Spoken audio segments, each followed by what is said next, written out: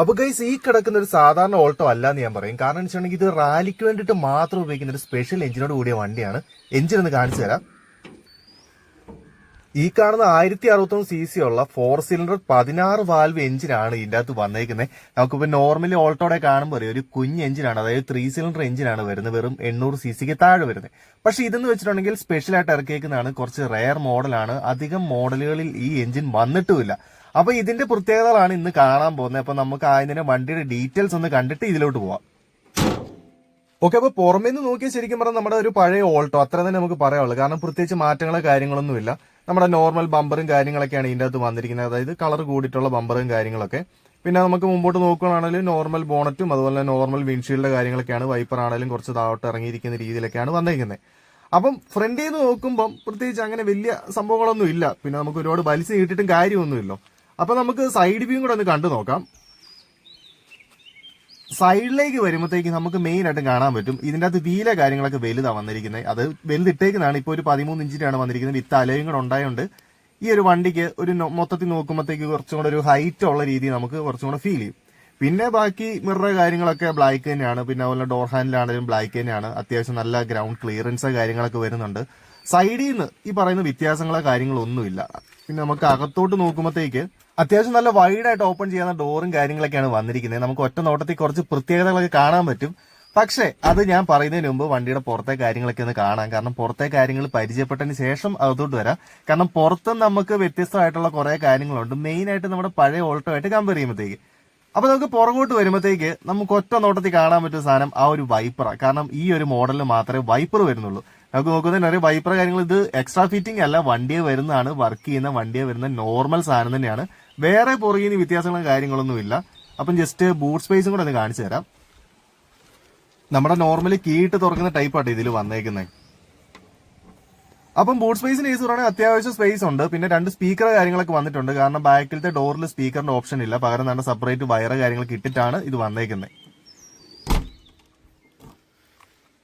അപ്പൊ ഒറ്റ നോട്ടത്തിൽ നമുക്ക് പുറത്തുനിന്ന് നോക്കുമ്പോൾ ഇത്തരം മാറ്റങ്ങളൊക്കെ ഉള്ളൂ. പക്ഷെ വണ്ടിയുടെ അകത്തോട്ട് കയറുവാണെങ്കിൽ ഒരുപാട് കാര്യങ്ങൾ പറയാനുണ്ട്. അപ്പൊ വണ്ടിയുടെ ഇന്റീരിയർ പരിചയപ്പെട്ടതിന് ശേഷം നമുക്ക് വണ്ടി ഒന്ന് ഓടിച്ചു നോക്കി ബാക്കി കാര്യങ്ങളൊക്കെ ഒന്ന് കാണിച്ചു തരാം. അപ്പൊ നമുക്ക് ഡോർ തുറക്കുമ്പോൾ തന്നെ നമുക്ക് മെയിൻ ആയിട്ട് നോട്ട് ചെയ്യുന്ന സാധനം എന്ന് വെച്ചിട്ടുണ്ടെങ്കിൽ ഇതിന്റെ പവർ വിൻഡോ ആണ്. കാരണം ഈ ഒരു മോഡലിൽ മാത്രമേ, അല്ലെങ്കിൽ ഈ ഒരു സെഗ്മെന്റ് മാത്രമേ ഫ്രണ്ടിൽ പവർ വിൻഡോ വരുന്നുള്ളൂ. അപ്പുറത്തെ ഡോറിലും പവർ വിൻഡോയുടെ സ്വിച്ച് കാര്യങ്ങളൊക്കെ വരുന്നുണ്ട്. പിന്നെ അകത്തോട്ട് നോക്കുമ്പോഴത്തേ നമ്മുടെ നോർമൽ ഓൾട്ടോ അത്ര തന്നെ നമുക്ക് പറയാനുള്ളൂ. പക്ഷേ ഇതിന്റെ അകത്ത് മെയിൻ ആയിട്ടും വ്യത്യാസം വരുന്ന സാധനം എന്ന് വെച്ചിട്ടുണ്ടെങ്കിൽ ഈ കാണുന്ന ഐറ്റം തന്നെയാണ്, അതായത് നമ്മുടെ ടാക്കോമീറ്റർ. ഈ ഒരു സെഗ്മെന്റ് മാത്രമേ ശരിക്കും പറഞ്ഞാൽ ടാക്കോമീറ്റർ വരുന്നുള്ളൂ. അപ്പൊ നമുക്ക് വണ്ടി ജസ്റ്റ് ഒന്ന് സ്റ്റാർട്ട് ചെയ്യാം.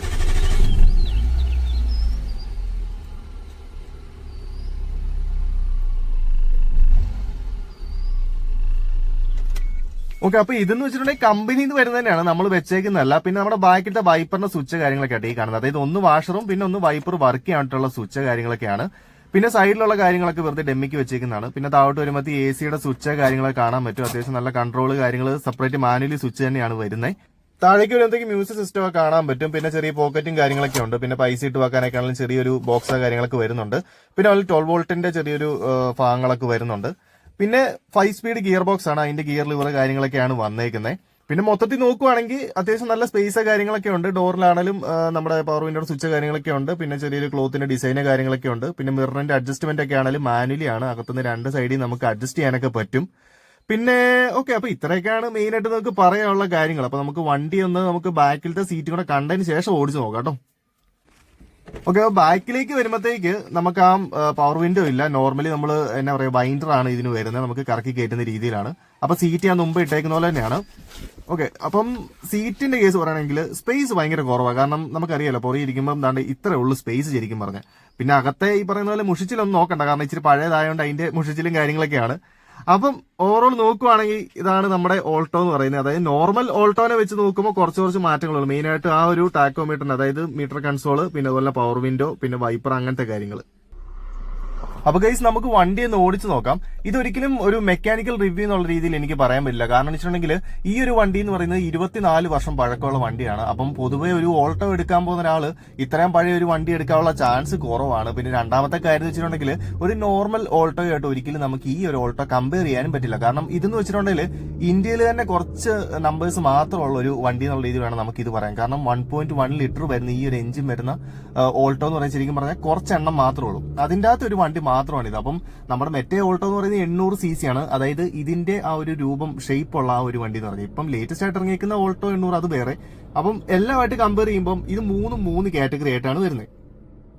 അപ്പൊ ഈ ഓൾട്ടോയെ കുറിച്ച് പറയുകയാണെങ്കിൽ ഇപ്പൊ ആദ്യം തന്നെ എഞ്ചിന്റെ കാര്യം പറഞ്ഞു. പിന്നെ ബാക്കിയുള്ള കാര്യത്തിലിട്ട് വരുമ്പോഴത്തേക്ക് എനിക്ക് മെയിൻ ആയിട്ട് തോന്നിയ കേസ് എന്ന് വെച്ചിട്ടുണ്ടെങ്കിൽ ഇതിന് പവർ സ്റ്റിയറിംഗ് വരുന്നില്ല. പക്ഷെ ഞാൻ ഓൺലൈനൊക്കെ നോക്കുമ്പോൾ പവർ സ്റ്റിയറിംഗ് ഉള്ളതായിട്ട് കാണിക്കുന്നുണ്ട്. ഒരു പക്ഷേ ഈ ഒരു മോഡലിന് ചിലപ്പോൾ കംപ്ലൈന്റ് ആയതായിരിക്കാം. കാരണം വണ്ടിയുടെ ഓണർ ശരിക്കും പറഞ്ഞാൽ സെക്കൻഡ് എടുത്തായതുകൊണ്ട് തന്നെ പുള്ളിക്ക് ഇതിനെക്കുറിച്ച് വലിയ ഐഡിയ ഇല്ല. കാരണം നമ്മുടെ വണ്ടി കാണുമ്പോൾ തന്നെ അറിയാം ഒരു വണ്ടി ഭ്രാന്തനല്ല വണ്ടി ശരിക്കും പറഞ്ഞ് എടുത്തേക്കുന്നത്. ഒരിക്കലും കുറ്റം പറയുന്നില്ല, ഒരു നോർമൽ ഓടിച്ച് പഠിക്കാണ്ട് എടുത്തൊരു വണ്ടിയാണ്. പക്ഷെ ഇതിന്റെ പ്രത്യേകത പുള്ളി പോലും അറിയുന്നത് ഇന്നിപ്പോ ഞാൻ പറയുമ്പോഴാണ്. കാരണം ഇങ്ങനെ ഒരു എഞ്ചിനാണ് വന്നേക്കുന്നതെന്നുള്ള ബാക്കിയുള്ള വണ്ടികളുമായിട്ട് കമ്പയർ ചെയ്യുമ്പോൾ ഇതിന് വ്യത്യാസം ഉണ്ടെന്നുള്ള കാര്യങ്ങളൊക്കെ നിന്നാണ് അറിയുന്നത്. അപ്പം ശരിക്കും പറഞ്ഞ് വണ്ടി ഓടിക്കുമ്പോൾ നല്ല ഫീൽ ആട്ടോ. കാരണം നോർമൽ ഓൾട്ടോ ഓടിച്ചിട്ട് ഇതിലോട്ട് വരുമ്പോഴത്തേക്ക് കിട്ടുന്ന ഫീൽ എന്ന് വെച്ചിട്ടുണ്ടെങ്കിൽ വേറെ ലെവലാണ്. കാരണം ഇപ്പം മെറ്റോ ഓൾട്ടോ എന്ന് വെച്ചിട്ടുണ്ടെങ്കിൽ നമുക്കറിയാം AC ഓഫ് ആക്കി ഇട്ടിട്ടുണ്ടെങ്കിൽ നല്ല കിടുക്കൻ പവറും നല്ല സ്പീഡ് കയറി പോകാൻ പറ്റിയൊരു സാധനം തന്നെയാണ്. പക്ഷെ ഇതിന്റെ വെച്ചിട്ടുണ്ടെങ്കിൽ നമുക്ക് AC പോലും ഓഫ് ആക്കാതെ കിട്ടുമ്പോൾ ഫീൽ എന്ന് വെച്ചിട്ടുണ്ടെങ്കിൽ അത് വേറെ ലെവലാണ്. കാരണം അത്യാവശ്യം നല്ലൊരു പവർ നമുക്ക് കിട്ടും. ഇതിന്റെ BHP എത്രയാണോ അല്ലെങ്കിൽ ടോർക്ക് എത്രയാണെന്നുള്ളതെന്ന് എനിക്ക് കറക്റ്റ് അറിയത്തില്ല. കാരണം ഞാൻ ഓൺലൈൻ നോക്കിയിട്ട് അതിനെക്കുറിച്ച് ഒരു കറക്റ്റ് ഐഡിയ കിട്ടിയിട്ടില്ല. പക്ഷെ ഓടിക്കുമ്പോൾ കിട്ടുന്ന ഫീൽ എന്ന് വെച്ചിട്ടുണ്ടെങ്കിൽ അത് ശരിക്കും പറഞ്ഞാൽ വേറെ ലെവലാണ്. അപ്പൊ നമുക്ക് വണ്ടി ഒന്ന് നിർത്തിയിട്ട് ഒന്ന് എടുത്തു നോക്കാം. കാരണം കാല് കൊടുത്ത് എടുക്കുമ്പോൾ കിട്ടുന്ന ആ ഒരു ചെറിയ സംഭവം കൂടെ നിങ്ങളിന്ന് കാണിച്ചു തരാം. വലിയ അധികം സംഭവം ഒന്നുമല്ല, എന്നിരുന്നാൽ പോലും ചെറുതായിട്ട് ഒന്ന് കാണിച്ചു തരാം. ഓക്കെ, അപ്പോൾ വണ്ടികളൊന്നും ഇല്ലാന്ന് കൺഫേം ആക്കിയിട്ടുണ്ട്. അപ്പൊ നേരെ ഒന്ന് എടുത്തു നോക്കാം.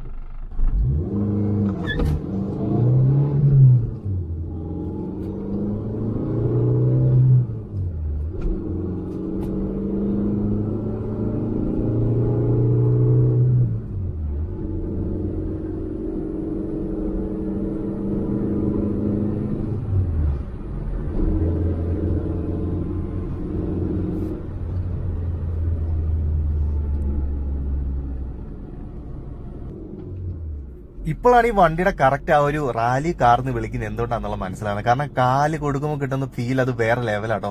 പക്ഷെ എനിക്ക് ആകെ ഒരു പ്രശ്നം വന്നതെന്ന് വെച്ചിട്ടുണ്ടെങ്കിൽ ഈ വണ്ടിയുടെ നമുക്ക് ഷിഫ്റ്റ് ചെയ്ത് ആ ഒരു സംഭവം നമുക്ക് കയ്യിലോട്ട് കിട്ടുന്നില്ല. കാരണം ഗിയർ ബോക്സ് ഒക്കെ അതിന്റേതായ ഒരു പഴക്കവും കാര്യങ്ങളും ഉണ്ടായതുകൊണ്ട് കുറച്ച് പിടുത്തവും കാര്യങ്ങളൊക്കെ ഉണ്ട്. അപ്പൊ കറക്റ്റ് നമുക്ക് ഗിയർ ഷിഫ്റ്റ് ചെയ്യാനുള്ള കാര്യങ്ങളൊന്നും വരാത്തതുകൊണ്ട് ഇപ്പൊ നമുക്ക് കാണുമ്പോൾ തന്നെ അറിഞ്ഞു കറക്റ്റ് ആയിട്ട് കയറി പോകുന്നില്ല എന്നുള്ളത് ചിലപ്പോൾ നിങ്ങൾ തന്നെ ഊഹിച്ചിട്ടുണ്ടാവും.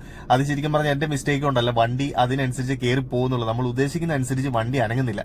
കാരണം ഒന്നാമത്തെ കേസ് പറയുന്നത് ഇവനിപ്പോ ഈ വണ്ടി സെക്കൻഡ് എടുത്താണ്, ഏകദേശം 1 വർഷം ആയതുള്ളൂ. അതും ഓടിച്ച് പഠിക്കാണ്ട് മേടിച്ചതാണ്. അപ്പൊ നേരത്തെ ഉപയോഗിച്ച ആളാണെങ്കിലും അല്ലെങ്കിൽ ഇതിനു മുമ്പ് ഉപയോഗിച്ച ആൾക്കാരൊക്കെ ആണെങ്കിലും ഈ വണ്ടി നല്ല രീതിയിൽ അങ്ങനെ കാര്യങ്ങൾ അറിഞ്ഞു കൊണ്ടുവരുന്ന ആൾക്കാരല്ല. കാരണം ഇത്ര നല്ലൊരു എഞ്ചിനാണ് ഇതിന്റെ അകത്ത് ഇരിക്കുന്നത് എന്നുള്ള കാര്യം പലർക്കും അറിയത്തില്ല.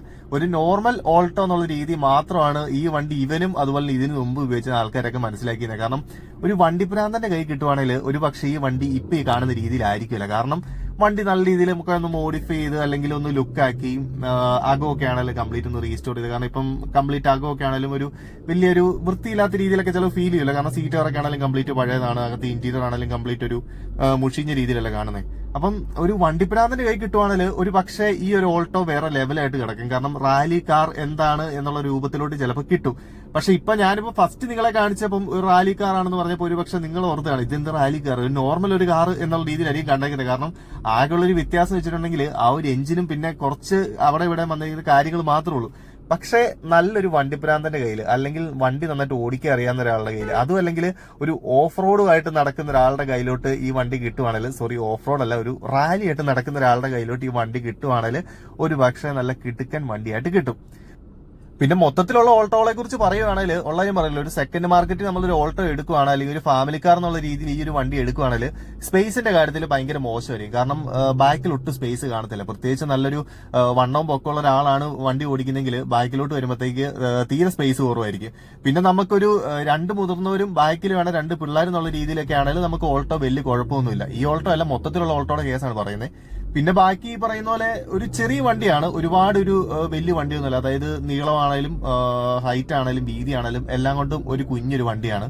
പിന്നെ മറ്റ് ഓൾട്ടോ എന്ന് പറയുമ്പോൾ അറിയാലോ, ഒരു 800cc ആണ് വരുന്നത്. അപ്പൊ 800cc-യുടേതായ കുറച്ച് പോരായ്മകളും കാര്യങ്ങളൊക്കെ ഉണ്ടാവും. പിന്നെ ഈ പറയുന്ന പോലെ മാരുതിയുടെ വണ്ടി ആയതുകൊണ്ട് നമുക്ക് ഈ പറഞ്ഞ പോലെ ഒരുപാട് പണിയും കാര്യങ്ങളും എന്തായാലും വരത്തൊന്നുമില്ല.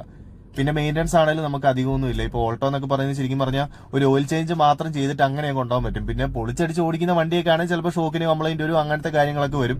അല്ലാതെ ഈ പറഞ്ഞ പോലെ മാരുതിയുടെ ഈ ഒരു കുഞ്ഞു വണ്ടി എന്നുള്ള രീതിയിൽ നോക്കുകയാണെങ്കിൽ ഒരിക്കലും ഒരു കംപ്ലൈന്റ് എന്നുള്ള രീതിയിൽ നമുക്കൊന്നും പറയല്ല. കാരണം അത്ര നല്ലൊരു വണ്ടി തന്നെയാണ് ഓൾട്ടോ എന്ന് പറയുന്നത്.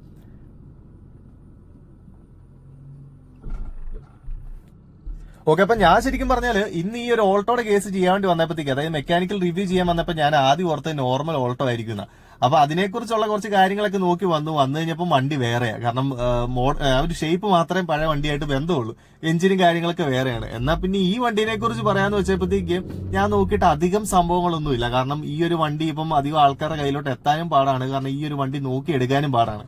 പക്ഷെ രണ്ട് വണ്ടിയായിട്ട് ഒരിക്കലും നമുക്ക് കമ്പയർ ചെയ്ത് പറയാനും പറ്റില്ല. പിന്നെ പോയിട്ട് ഈ വണ്ടിയാണെങ്കിലും ഞാൻ ഉള്ള കാര്യം പറയില്ല, ഈ ഒരു ടൈപ്പ് എഞ്ചിനുള്ള വണ്ടി കിട്ടുവാണെങ്കിലും നല്ല രീതിയിലൊന്ന് മോഡിഫൈ ചെയ്ത് സെറ്റാക്കി എടുക്കുവാണെങ്കിൽ കിളിക്കുഞ്ഞു വണ്ടിയായിരിക്കും. ഓക്കെ, അപ്പൊ എന്തായാലും ഇങ്ങനത്തെ വണ്ടി എടുക്കാൻ പോകുന്നവർക്ക് ഇതൊന്ന് അയച്ചു കൊടുക്കുക, സൂപ്പർ സാധനം തന്നെയാണ്. അപ്പൊ നിങ്ങൾക്ക് ഏതെങ്കിലും വണ്ടി ചെയ്യാനുണ്ടെങ്കിൽ ഒന്ന് പറഞ്ഞാൽ നമുക്ക് ചെയ്തു തരാം. അപ്പൊ നല്ലൊരു വീഡിയോ ആയിട്ട് നമുക്ക് നാളെ കാണാം.